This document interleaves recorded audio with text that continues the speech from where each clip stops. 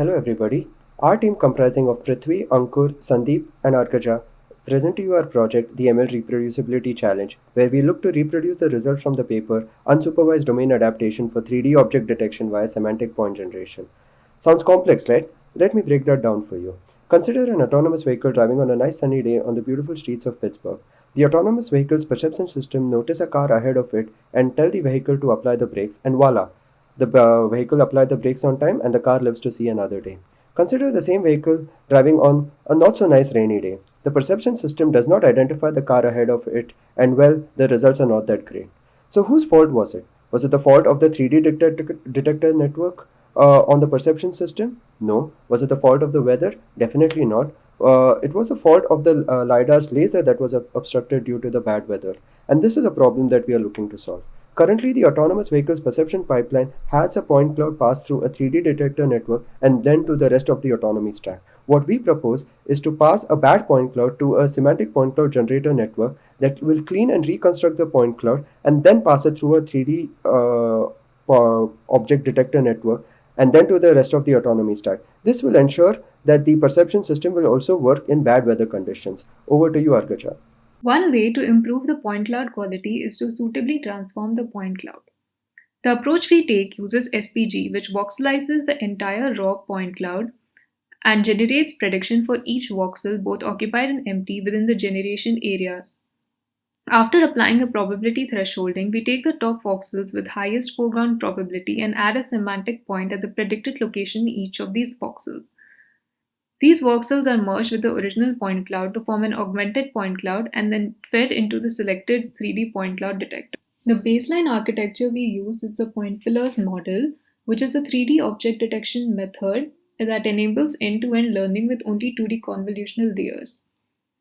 It has three main stages. First is the feature encoder network, which is used to convert the point cloud into sparse pseudo images. Next is a 2D convolutional backbone, which is used for processing the pseudo images into high level representations. And finally, a 3D detection head that recognizes and returns to the 3D box. Using SSD as the one shot bounding box detection algorithm has multiple advantages, such as fast inference using the network features from architectures such as VGG, and has excellent accuracy. In order to implement SPG, we first take in a raw point cloud and voxelize it. After voxelization, we pass it through a voxel feature encoder, which assimilates data for within each voxel by looking at all the points within a particular voxel.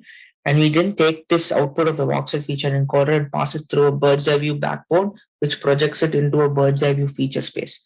We then attach our classification head and to the bird's eye view, the output of the bird's eye view backbone. And this creates a voxel grid similar to the initial voxel grid that was fed in. And we compute a loss, which is given by this term below. So the loss is basically a weighted focal loss. We use focal loss because it downweights the correctly classified or confident samples, and it gives more importance to misclassified examples. This is the ground truth generation model from the previous slide. After voxelizing it, we randomly drop out a predetermined number of voxels from the voxel grid, and then we pass it through SPG. SPG outputs a confidence score for each voxel, indicating whether it might or might not be a foreground voxel or not. To evaluate SPG, we look at its performance on all the hidden voxels, as mentioned in the previous slide.